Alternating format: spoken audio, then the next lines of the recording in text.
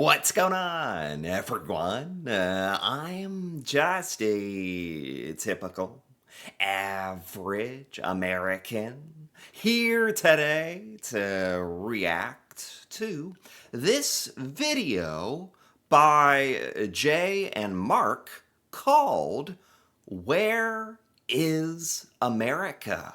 Which is an interesting question, because if you ask anyone born here in the USA, we would say that America is the exact same thing as the United States of America.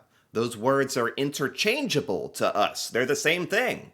We are all Americans living here in America. That's how we think about it. But, apparently there are people around the world who kind of disagree with that and say that America, that word is technically something else. And, I have to admit, there are places like North America and South America, and there's even Central America and the Americas. And honestly, it makes sense that it could mean a lot of different things depending on where you live and how you think about it. And so today, I want to learn more about something that we really weren't taught here in the U.S. growing up, and that is what the word America really means. So, let's take a look. America. America. America. America. America. Americas. Americans. Americanos. American. Americano. A merry-go-round. Amerigo Vespucci. And Italian. Welcome to Map Men. We're the men. And here's the map. Map Men, Map. Oh, wow. Men. That's an intro. Okay. Yeah, like I was saying, there's like until that got a little crazy with Hulk Hogan and floating heads, but yeah, exactly. There's a lot of different places that use the name America in it, and it's yeah, what does it all mean? So, I don't know if this is also supposed to be funny. I think it is. So, okay, it's like a history lesson with some comedy, which is nice. The United States of America is a 5-word country. States, United, the, and of are all self-explanatory, but the America part makes a lot less sense than you might think. As we all know, America was discovered by Christopher Columbus in 1492. And discovered is the right word, because there definitely weren't people living there already. And it was Yeah, this is actually really interesting, because it also kind of goes into, well, what we were taught here in the U.S. as kids, that's our version of history. History is written by those who actually got to write it, by the victor, or there's a saying about that. I think I butchered it, but, everyone kind of can have their own version of history in some circumstances, or the version that they choose to pass down. And it's yeah, we learned about Christopher Columbus discovering America, and it was all made to seem actually pretty like an adventure and a very positive thing. And it's yeah, they're saying here, there were a lot of people who originally inhabited the land that we took over, and it's the Native Americans, and we don't really like to talk about that. Already. And it was definitely him who discovered it, not the Chinese in 1421 or the Vikings around the year 1000. Is that a thing? Wait, is that a thing? Wait. This is exactly what I was wondering about. Was the version of American history that I was taught, is that not the real version? Did they say that people from China and Vikings came before Christopher Columbus? What? China theory is heavily debated. And it was definitely the United States of America he discovered in 1492, not some Caribbean islands. Good to be clear. What? He discovered some Caribbean islands? Not mainland America? This is you have to understand, bizarre as an American, like trying to soak this all in, because it's like literally like wrapping our head around that what we thought was our history is not actually factually correct, or all the details seem to be like wrong. But although Columbus had reached a new world, he never reached the realization he'd reached it. He'd set out in search of an alternative route to the spices of the East Indies and wrongly thought he'd found one. And so he named the Caribbean islands the West Indies, because he'd sailed west to find them. Which is weird, because if he thought about it and he had actually gone around the world and hit the East Indies, he'd have hit them on the east side, so he probably should have called them the East Indies. So if he... Yeah, I didn't know anything like this about Christopher Columbus. He's considered like an American folk hero, like legend, like, yes, the man who discovered America and started it all. And it's like the reality seems to be a lot more like chaotic and unclear than all that, and a little less romantic. He had been right. The West Indies would today be on the eastern side of the Indies, which is ridiculous. But Columbus wasn't the only European who'd had a 15th century midlife crisis that involved buying a massive boat and sailing west until he'd come to terms with his own mortality.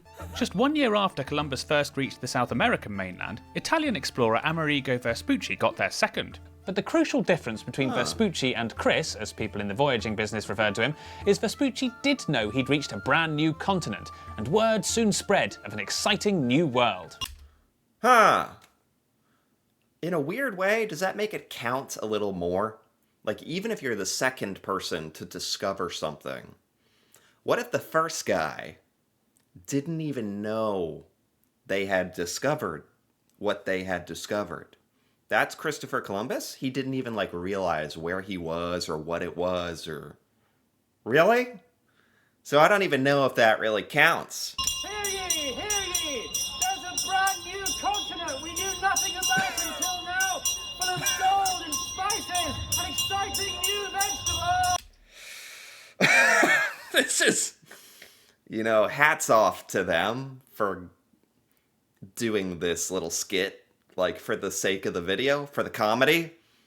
This is, oh my god, I don't know how they went out in public and did this.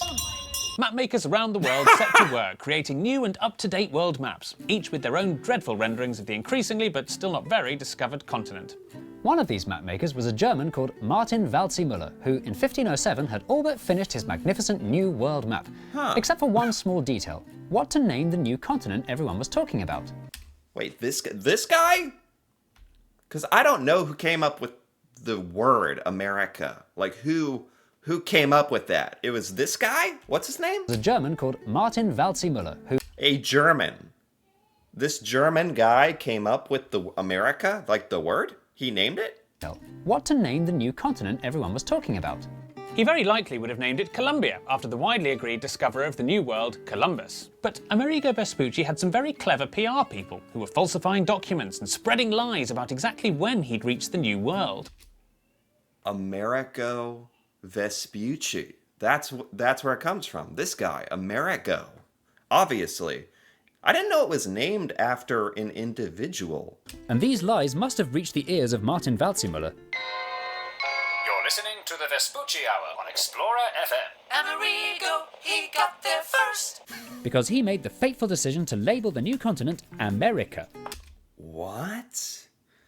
Because there was like some dispute over whether it was Amerigo Vespucci or Christopher Columbus, and this German map maker decided it was Amerigo, and that's why it's America. Why didn't they teach us about this in school? Like, this is pretty important. Like, what? How am I learning this for the very first time? I mean, that's weird. But better late than never, I suppose. Why don't we learn about this? Latin for Amerigo. Waldseemüller published his map complete with an unnecessarily long Latin title. Complete map following of Ptolemy, the tradition, and of Amerigo Vespucci, of others, also the illustrations. If you zoom into his map and look carefully, you can see the little word America in what we now call modern-day Brazil. There it is. Man, these old maps are crazy. The illustrations. If you... Yeah, like this thing? Look at, like, what's supposed to be North America. Like, it's pretty amazing. Thinking back to, like... I mean, it's amazing that it's this accurate, to be honest. Like, you can't fault them too much for not getting North America really correct, but because it's like, obviously this is back in the day where there's no satellites or really any modern technology. That's actually incredible that it's this good when you think about it. I was about to criticize it a little, but when you think about it for 2 seconds, it's like, no, this is incredible. Zoom into his map and look carefully, you can see the little word America in what we now call modern-day Brazil. It was the first time that made-up word had been used anywhere by anyone ever. Nobody. And it's interesting how, like, such a name that's become, like, a very important name it's decided by the person who creates the maps. That's how history is written, at least, or this name. It's not good or bad, it's just, like, fascinating. Nobody knows why Martin named it after Amerigo's fairly common first name rather than the Vespucci part. It's a bit like if I discovered a continent and they named it Markland instead of the more enticing sounding Cooper World Jonesania.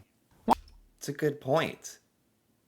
It's just funny to think about, like, just on a whim, this German map maker, not totally on, like, a whim. I'm sure he thought about it, but it's like, at some point he went up to his parchment and wrote it down out of his brain, and that was it.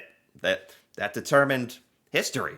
The name is based on this explorer's first name for some reason, Amerigo. One part of the New World that Martin clearly didn't give much thought to was this bit up here, which he drew super small and super inaccurate. So it may surprise you to learn the inhabitants of this area were the people who, centuries later, cared the most about this map. Fast forward 500 years to the 90s. Throughout the 90s, the United States tried desperately to get their hands on Waldseemüller's map. We're fast forwarding 500 years? Wow. This is not exactly the history lesson I was expecting, but it's riveting.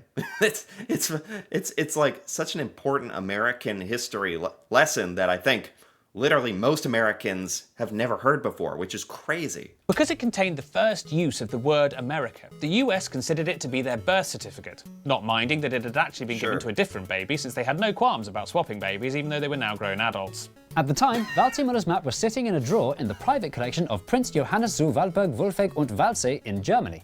They wanted it so much they paid $10 million for it, making Waldseemüller's map by far the most expensive map in history.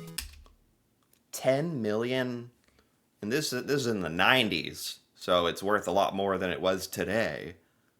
So the United States has the original, like, map of America, or using the name. We actually bought that, like, 30 years ago, or whatever. Really? Where is that? What? I've never heard about that. What the heck? In 2007, the map finally earned its wrongful place on display in the United States Library of Congress. It's in the Library of Congress. I didn't know that. Okay, you can actually see it. You can go see it. How a library was able to raise $10 million, we can only guess.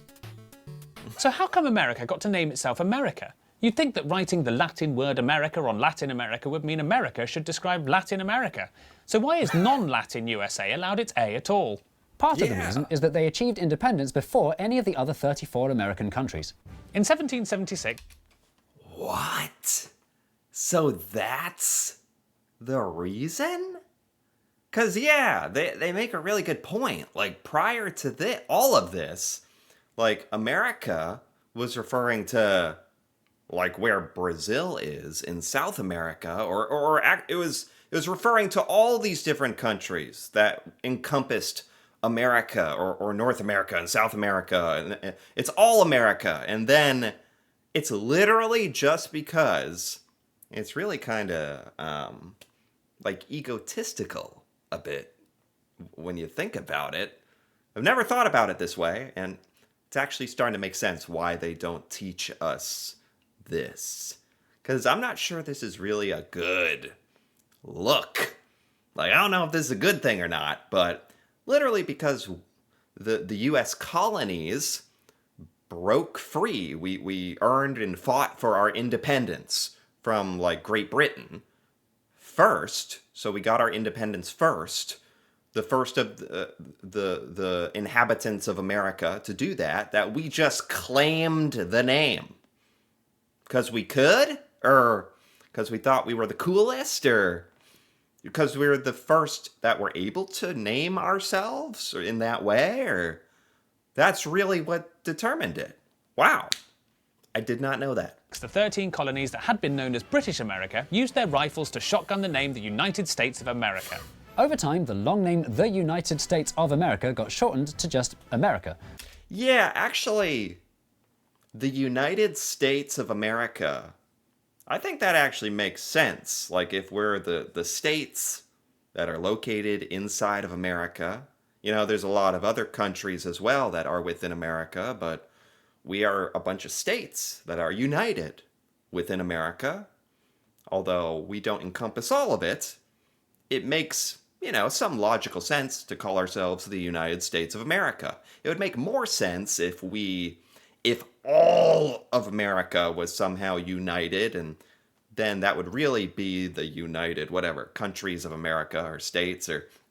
Anyway, I'm just saying it makes some sense. Maybe not perfect sense, but some. But then to shorten that and for us to just call ourselves America, there's really... I'm starting to see from like an outside perspective how that doesn't really make perfect sense. Which is how the English-speaking world almost exclusively refers to the United States today. And as you might expect, or if you're an American, as you might never have given any thought to, this annoys a lot of people. I really didn't realize that this annoyed, like, a lot of people. To be honest, I've heard some people here and there be like, when Americans refer to us as America, it's like, I refer to myself as American, and quite frankly, I'm going to continue to do so because that's just, maybe it's not perfectly right, but it's the language, it's the convention, it's what we call ourselves, and maybe it's not the greatest reason, but it is simply the way it is now. And I think lots of people around the world are like, have accepted that we call ourselves America. But this is certainly opening my eyes to maybe a lot of the problems with that, or certainly the history, and that it doesn't make perfect sense, and that there are people who kind of have a problem with it. That's all starting to make more sense to me now. Whom does it annoy? First, Latin America. In the Spanish-speaking world, the word America on its own always refers to the entire continent, and never the country, which they... Oh boy. I didn't even think about how the US referring to ourselves as America would be annoying to other America places, like Latin America. Other places who use the word in their name. And then you got us, the USA, claiming the name America when it's literally there are other places who use it and identify with that name. It's not just people outside that see it as kind of wrong. It's other, like, Americas who are, that makes a lot of sense. I think that's really something that we don't think about at all here in the United States, which is a problem. Yeah, that's not good. call Los Estados Unidos. They even set up a petition demanding Los Estados stop stealing their name and get a new one right now. With 308 signatures, it's surely only a matter of time before America concedes. Second, Canada. Canadians resent the USA arrogantly naming itself after their shared continent, but not as much as they resent being mistaken for Americans by people. Yeah, like, all joking aside, there's a lot of truth to this I see now. Like, the continent is America, and then for us to take the name. Again, I mean, I now I understand it, I think, but that's to say, I don't think it's going to change. I know that it's not going to change, so... But it's good to be aware of it all, yeah. People who can't tell their accents apart and confuse them with people who serve cheese out of a spray can. Third, British people. Couldn't they just keep calling it British America? It had such a nice ring to it, if you're British. Fourth, Chris Columbus. If the Americans do insist on naming their continent after a European explorer, Columbus, lest we forget, was actually there before Amerigo Vespucci. As it is, Columbus had to settle for the US capital, a province of Canada, another country, countless other towns and cities, and a national holiday. Yeah, I mean, he did get his name on a lot of stuff, but I know this is kind of a joke, but I bet if you asked Christopher Columbus, he would actually be pretty upset that it's not called like the whole that the USA isn't like the United States of Columbus or Columbia or something. Poor guy. And lastly, Amerigo Vespucci himself, who died never knowing these new lands were to bear his name in so many confusing and overlapping ways. I didn't even know about this guy at all, so that's cool to know. So, if the United States of Americans did want to change their name, what on earth could they change it to? Any attempt at a rebrand would come with its own controversy, and... Okay, I keep saying, like, I'm not trying to sound egotistical or, like, difficult or you know, mean or insensitive, but at this point, I really am pretty sure it's not going to change, at least here in the United States. We're going to continue calling it America because we've just, you know, for better or worse, we have taken the name. Maybe we stole the name. What? It sort of is what it is. But if we renamed ourselves, we'd be the Republic Kingdom. We should be the Republic of Columbus or Greater New England. Worse Britain. Hey! Of course, it's hard to imagine patriotic Americans ever actually voting to be called The United States of subpar railways? anything else. Even though it appears that the US Library of Congress spent $10 million on a map that suggests its country gave itself the wrong name, it looks like the USA of America will go on calling itself America for many years to come. Classic Yeah. America. Yeah. Yeah, that is classic America. Like, I actually agree with that. Oh, hi. Oh, I think this is just an ad. Okay, so that's it. Whoa! That was fascinating. Sort of eye-opening, sort of disturbing. And interesting. And also, I think it's just good to, like, get an accurate version of history. Because there's so many details here that we were never taught here in the US, in school, in our history classes, and I see why people would be kind of upset about this. At the same time, I think it's been long enough that people just kind of accept it for what it is, and Americans don't even realize, like, we truly don't even realize, like, that the name is in any way controversial or how we got it, or... So I think it's really good, for me at least, to see and learn all this. So anyway, if you enjoyed this, feel free to give this video a like, or leave a comment with your thoughts on, you know, the name America and, you know, all the stuff that we talked about in this video. That'd be really interesting to hear about, especially from sort of an outside perspective. And if you're interested in more videos like this, feel free to subscribe for more. And until then, thanks for watching, and see you next time.